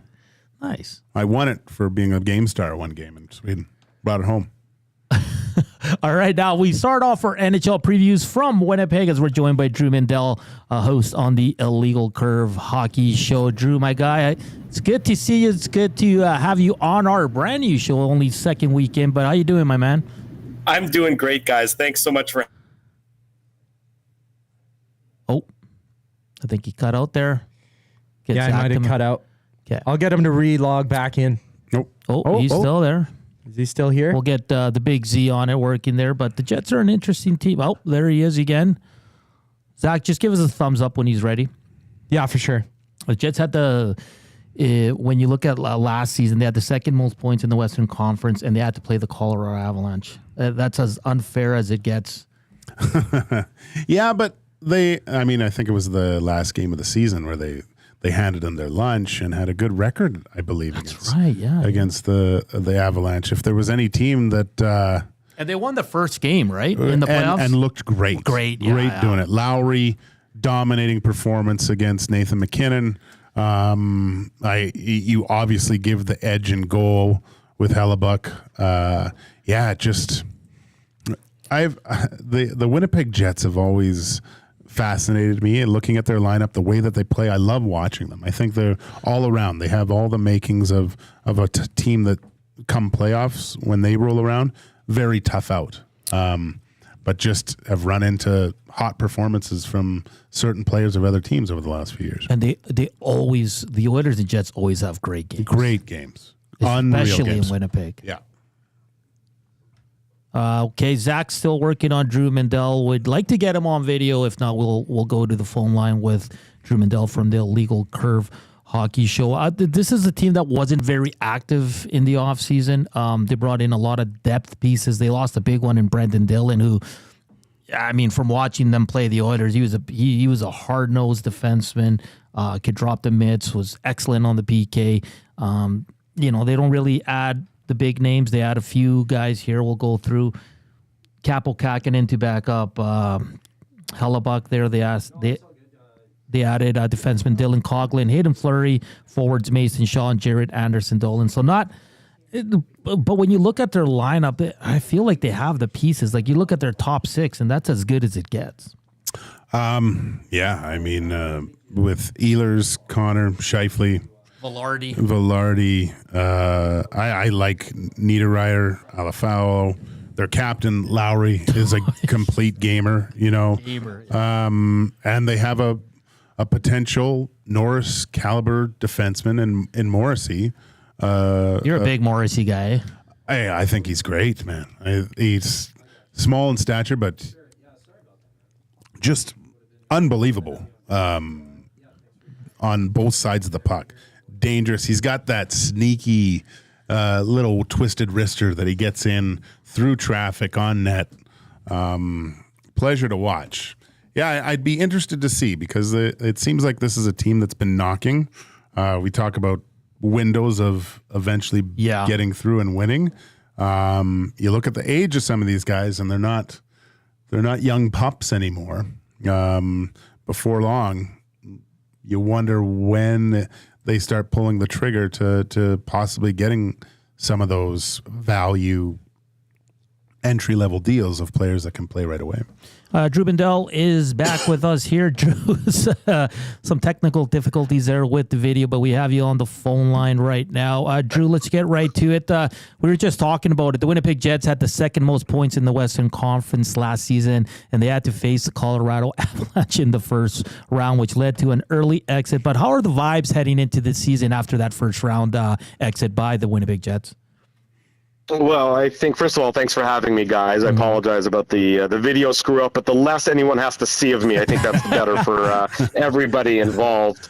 The vibes here are, I would say, cautious would be the word that I use. It's 2 straight years now that the Jets have gone out in the first round and have gone out fairly meekly in the first round. It was 2 years ago against Vegas. It was last year against Colorado. So people are thinking, I think, largely, why should this year be any different, especially considering, I would say, most honest observers would say the team has taken a step back roster-wise from the end of last year. Most people around town would say this is a team that's likely going to be in a dogfight for a playoff spot. They seem like they're maybe going with a bit of a younger opportunity. Some of the younger players are going to have an opportunity to step up. Rick Bowness, who was the head coach, is no longer the head coach. He retired, and he did a great job in Winnipeg. But if you have to say one thing about Rick Bowness, it's that he rarely played young players. And so now with Scott Arniel behind the bench, I think the team and the organization is looking to players like a Cole Perfetti, even though he's still unsigned, looking to a player like Brad Lambert, a former first-round pick, as there being a greater opportunity for younger players to step up and maybe make an impact on this team. But by and large, ultimately, we know this team is only going as far as Connor Hellebuyck is going to take them. The defense is got question marks on it. So I think people here are cautious entering the start of this season more than anything. The Cole Perfetti not being signed, are they going to get this deal done before the start of next week?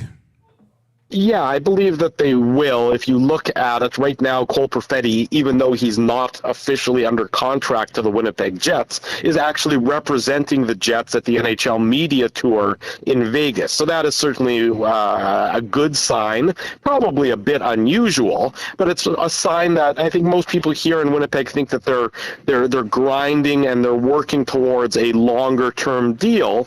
And if one isn't able to be found, they have a contract, almost a shorter term contract, ready to go. But I think both sides are angling towards making this a longer commitment rather than a shorter commitment. They're just going through the due diligence. They're going through the process to get to that point.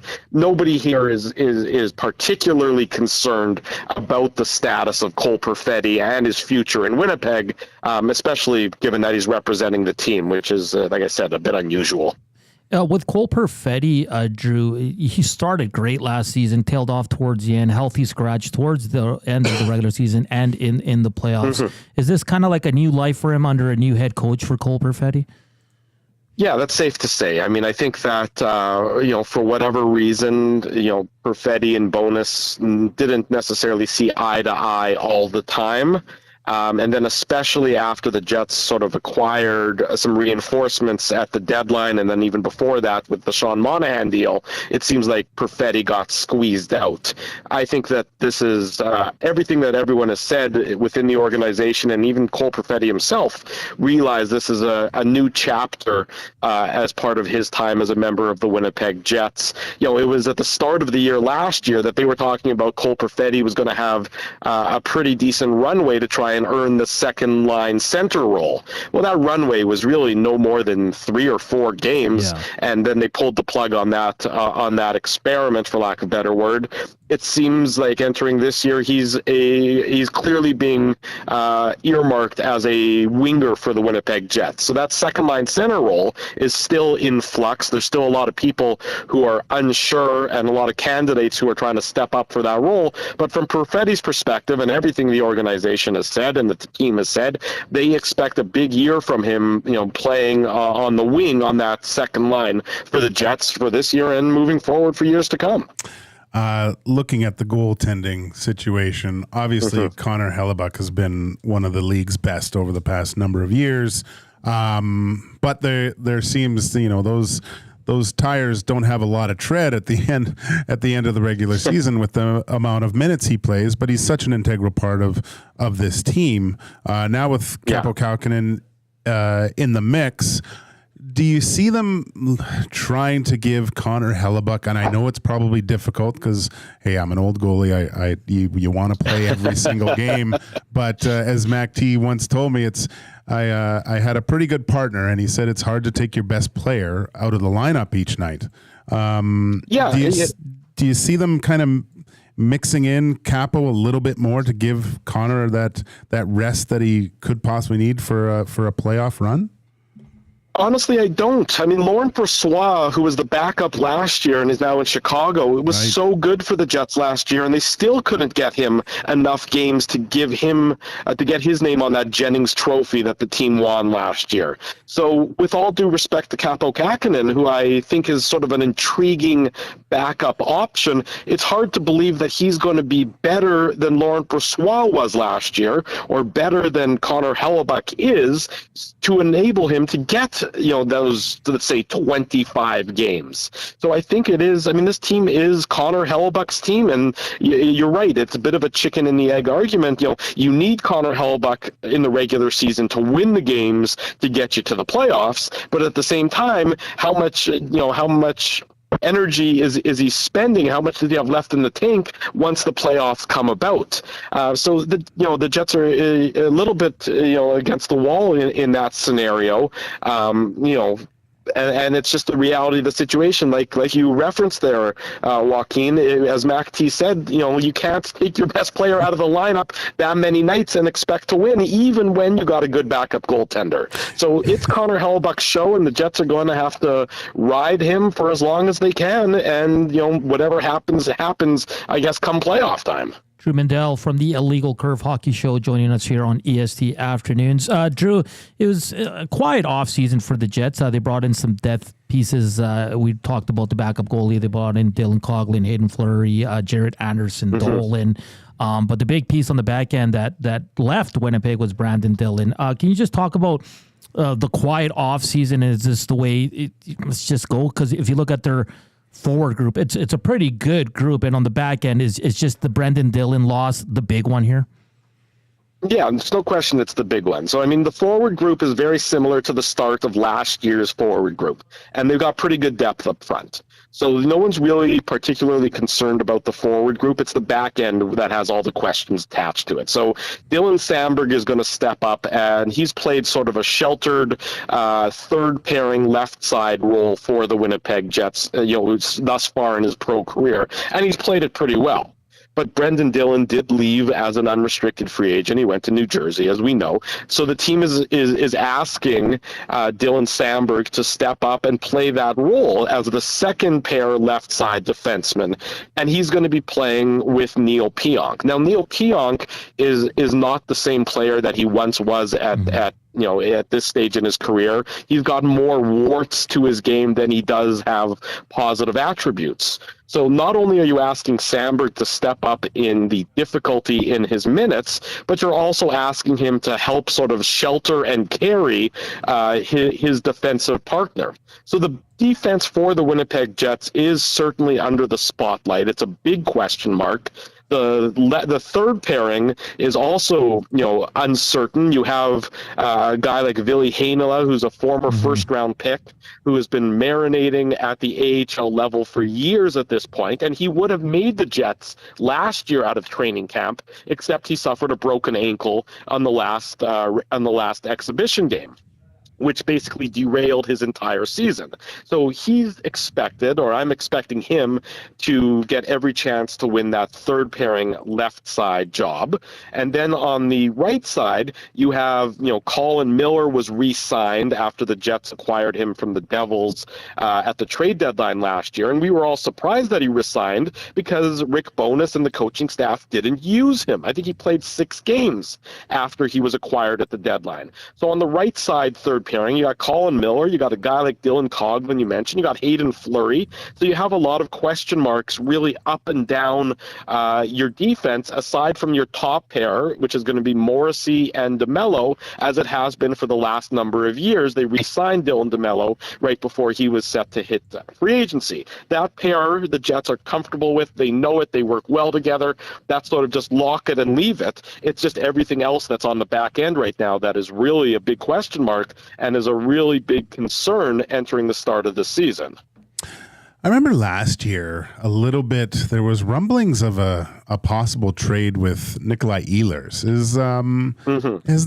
Was there any news about that over the summer? I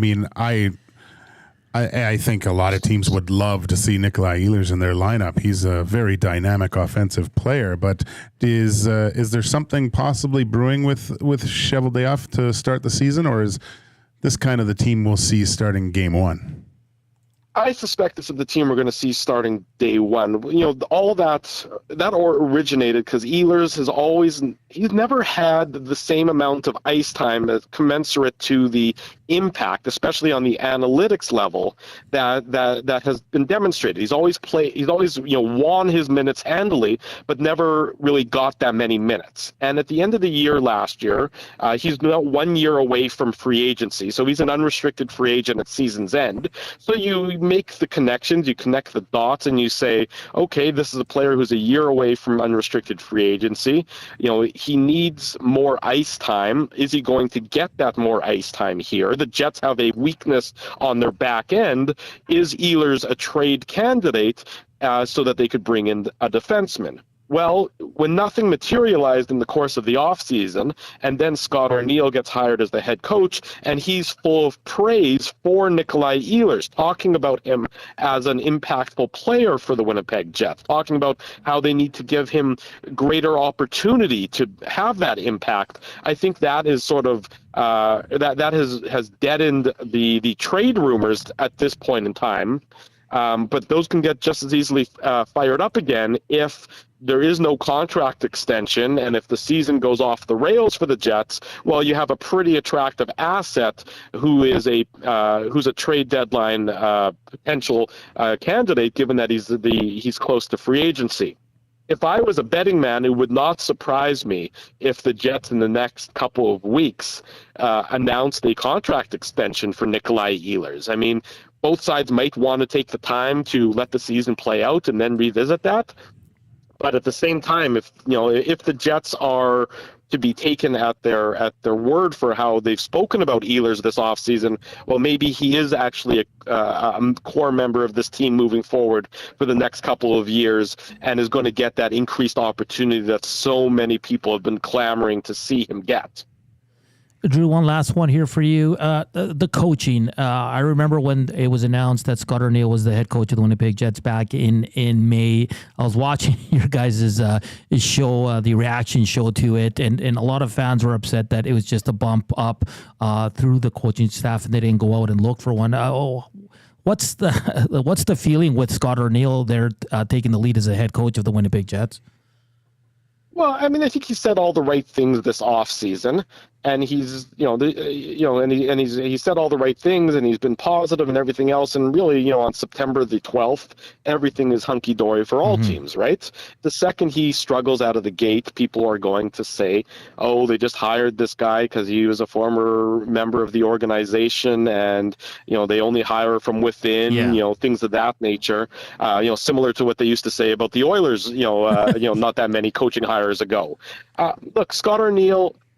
He has a lot to prove. He's his time as a head coach in Columbus was, bad. I'll be blunt. It was bad. He'd admit that it wasn't bad. And he would say that he's learned a lot since he was the head coach there, and that he's, been around the league now, and he's sort of increased his bona fides as an assistant coach. So I'm willing to give him the benefit of the doubt. I want to see him as the head man. When Rick Bowness was out from behind the Jets bench due to illness a couple of different times over the last couple of years, Scott Arniel has stepped up and done an admirable job. So he does get credit for that. But at the same time, it's a big difference between being the temporary interim head coach and being the head man himself. So I would say the jury is still out, to use that cliche with regard to Scott Arniel. Look, the Jets made hay early in the year last year. That's when they were at their best.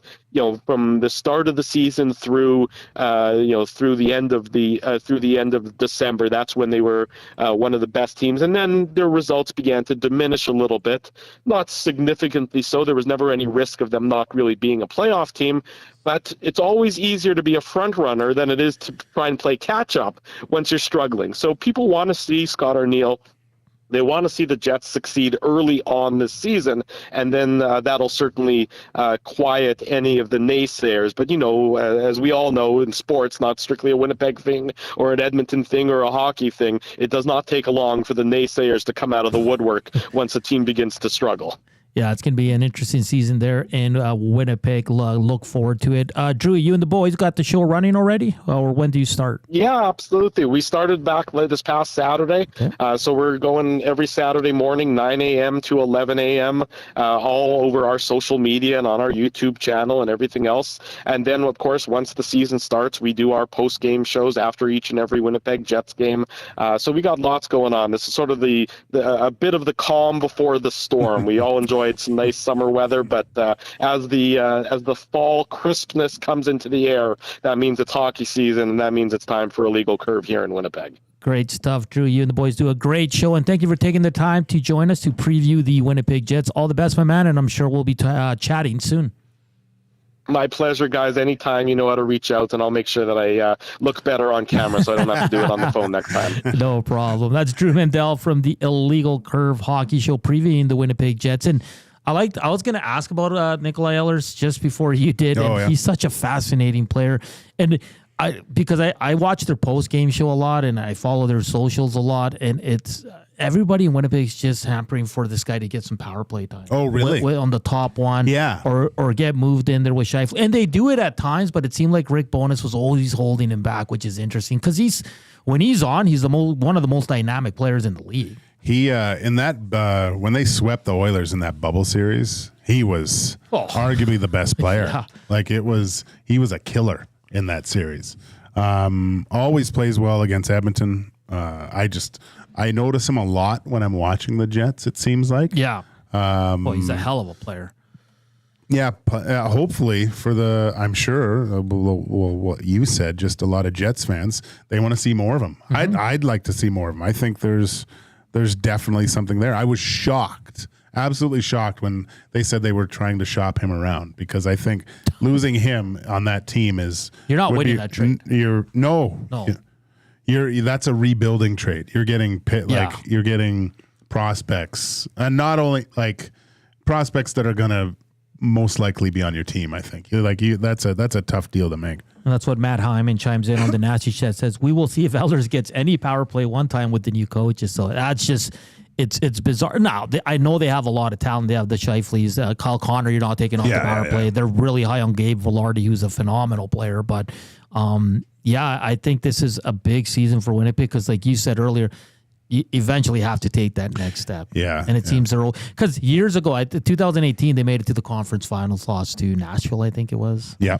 And then ever since then, it's been early exit. I know they swept the Oilers in the bubble one, but they got to get past that first and second round, and we'll see what happens. Not a lot of changes in Winnipeg, just a few depth pieces. But like Drew said, they might open the door for some younger players to get into the lineup. But that whole segment, I'm sure that YouTube Trev's dad really appreciates. Is he a big Jets? I think he's a big Jets fan, if I remember correctly. So, and YouTube Trev's a big Oiler fan. Yeah. Is that correct, Big Z? Yeah, he's a huge, huge Oilers fan. Yeah, I think his dad cheers for somebody else. I think it's the Jets, though. I'm pretty sure it's the Jets. Oh, okay. Interesting.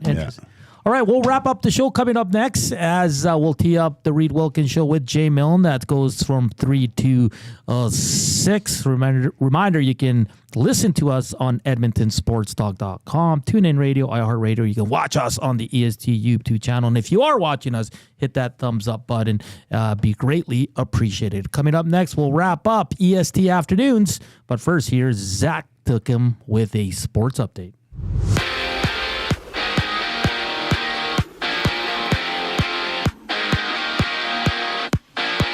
New Jersey Devils defenseman Luke Hughes will miss 6 to 8 weeks due to a shoulder injury.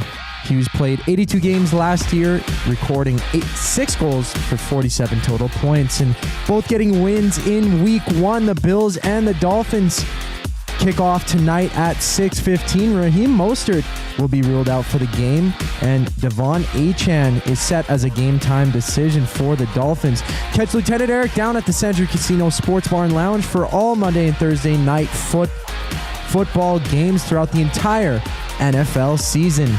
Giants rookie Malik Neighbors is limited in practice today due to a knee injury. He had 5 receptions for 66 total yards in the Giants' loss last week to the Vikings. And staying in football, Commanders cornerback Emmanuel Forbes is undergoing surgery on his thumb. The 2023 first-round pick had 38 tackles and 1 interception last year in his rookie season. Over in the MLB, it was the Astros beating the Athletics for a 6-3 score. The Cardinals beat the Reds as well 6-1, while the Rockies overtook the Tigers for a score of 4-2.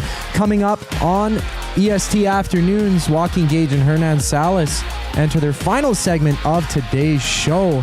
I'm Zachary Kubusch, and now you're up to date on Edmonton Sports Talk. Wake up with the Nielsen Show with Dustin Nielsen and Lieutenant Eric. Weekday mornings 6 to 9 on EdmontonSportsTalk.com. Your brand deserves more than just a whisper. It deserves a buzz. At the Hive Product Marketing, they specialize in promotional products that bring the buzz. From eye-catching giveaways to unforgettable keepsakes, they got the perfect products to make your brand stand out and get noticed. Visit the Hive Product Marketing and let them create the buzz your business deserves. The Hive Product Marketing, the official merch partner of Edmonton Sports Talk. Visit them online at thehiveproductmarketing.com. You want the heavy hitters on your team, both on and off the ice. If you've been injured in a car accident, call the heavy hitters of injury law. James H. Brown and Associates, Alberta Injury Lawyers. With over 200 years of combined injury law experience, their precedent-setting lawyers are ready to help. Locally owned and proud Edmonton Oilers fans, James H. Brown and Associates wants to support you with their unrivaled experience, unrivaled results, and unrivaled commitment. When accidents happen, head to jameshbrown.com.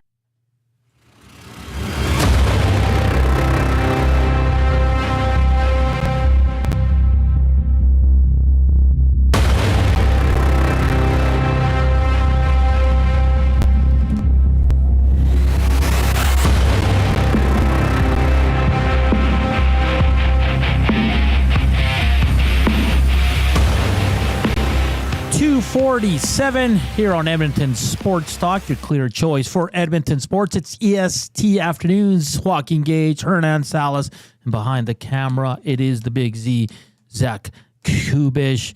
You know what's funny? When I was working with the Elks, like bye weeks, you like crave them because it's so busy, and then you get to relax during the bye week. Yeah. You might get a few days off and all that, but now that the Elks have been off, like you miss it. Oh, like, yeah. I'm craving an Elks game right now, and it's going to be a huge, huge one. I'm looking forward to next week, hoping to have some interesting guests, Gager. I'm just going to leave it at that. All right, I like it. that are going to join us here. And this news just coming down from Elliot Friedman, Jacob Pelche, a 1-year deal with the Flames.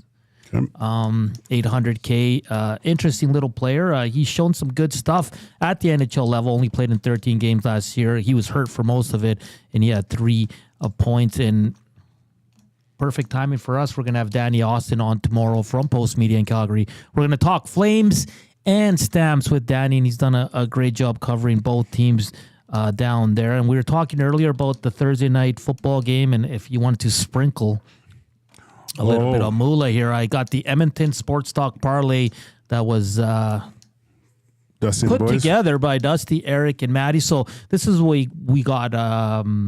Joaquin, Josh Allen, anytime TD. Like it.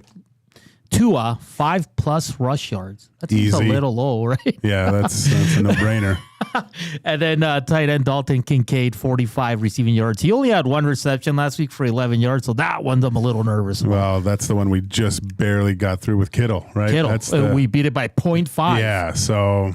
And another thing on that one, why I'm worried, Josh Allen in week 1 threw the ball to 9 different players. Yeah. So obviously they spread the ball without Diggs, without Gabe Davis and all that. So that's at plus 560. So I'll definitely sprinkle some on that. Yeah. And, we talked about the dominance of the Bills over the last, 11 of the last 12. But the Dolphins did win 1 in the last 3 games. So this is kind of the rubber match too, right? So... Yeah, I got it right here. It's Josh Allen. He's 11-2 against Miami with 41 touchdowns. But over the last 2 games, they've split them, right? So they split last season. So this is kind of the rubber match. But this is going to be a good game. And they're on the road, right? Yeah. Buffalo. Yeah. It's going to be a hell of a game. Can't wait. Tyreek Hill. Let's hope he gets to the game on time. No issues. No issues at all. Let's get into the nasty chat here. Let's see here. Do we have anything? Jets beat Nashville, lost to Vegas West Final in 2018. Yeah, that's what I was alluding to. I remember I was in Mexico when that series was on. Really? Oh, yeah.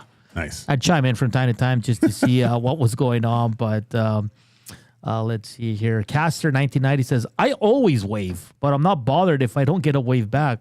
What still infuriates me is the tailgaters. Don't they teach the 3-second rule anymore in driving school? VR Montenegro. I was driving with my wife yesterday and got a wave. She thought the driver was hitting on me. Probably was. And of course, that's from the red light district. Joaquin Gage talking about common courtesy. He's having issues in his driveway. He's having issues with carts at the good old supermarket. And then I was complaining about waving, common courtesy. So we'll continue to do red light districts every Thursday. Hernan's World every Wednesday. But we had a great chat with Drew Mindell on the Winnipeg Jets. Gager, if you had to guess, are they still going to be one of the top teams in their division? I think so, just because of the experience and the amount of time that their top players have been together. There was always those rumblings about the locker room, right? And how you saw Wheeler lose the C, and I mean, back in the day, Evander Kane seemed to be not fit into the program there. After Wheeler left, it really seemed they're really trying to go in a different direction. Yeah. Was Scheifele going to sign back there? Was Heilebuck going to sign?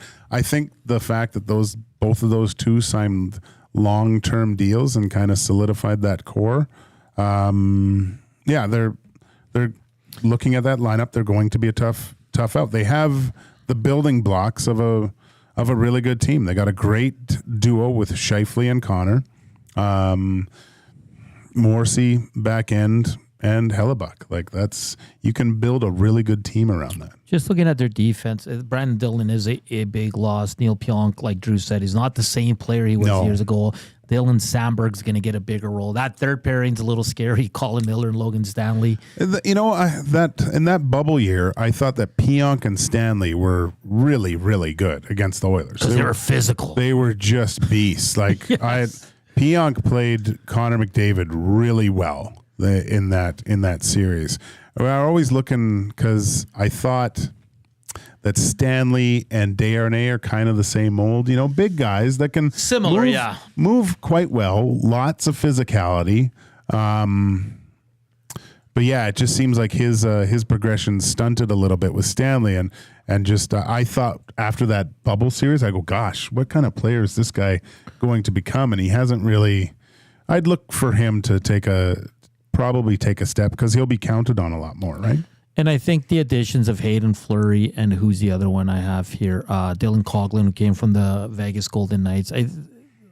They're there for that reason because that third pairing's a little sketchy right now, and they're going to play it out.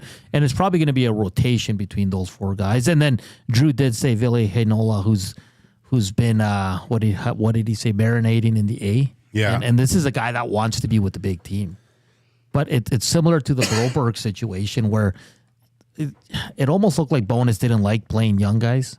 Yeah, well, you get that with a more vintage coach sometimes, right? Just relying on his veterans a little bit more. The thing I really think that hurts the most is the reliance of Connor Hellebuck, and it just becomes such a crutch for a coach that I can't they see him how many games you look at the stats page and he's got 38 to 45 saves, and they've won 3-2 or 2-1. Look at the end of the year and see how many 1-goal games that they win and it's all because of him. Yeah. Because he takes away 5 or 6 really good scoring chances a game from the other team. And you're like, I have to have this guy because it gets so tight, and everyone, but you have to find a way, I think, to make sure that Connor Hellebuck isn't, the wheels don't fall off. Because he did look, you can't tell me, in that playoff series against the Avs, although the Avs were good, that wasn't the Connor Hellebuck we see. Because he got lit up. Yeah. Like his goals against looked like mine.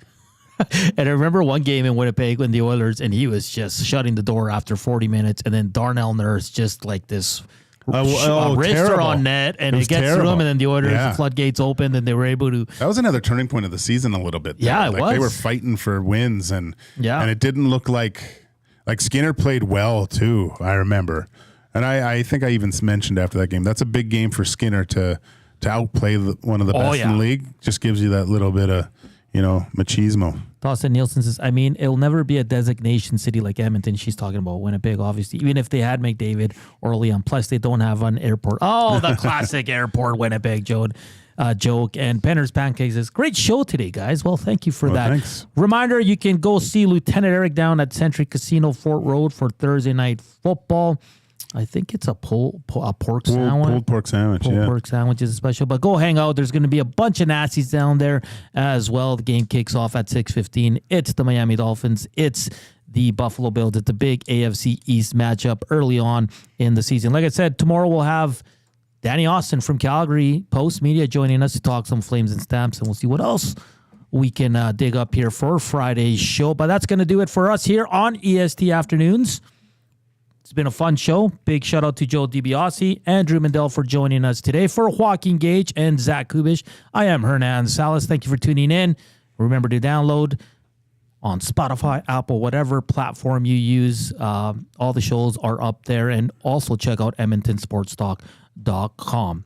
Have a good afternoon. Enjoy Thursday Night Football, and we'll chat tomorrow. Come get your game on at The Ranch. The Ranch lets it all hang out with a championship caliber design, premier conditions, and above all, a fun laid-back experience.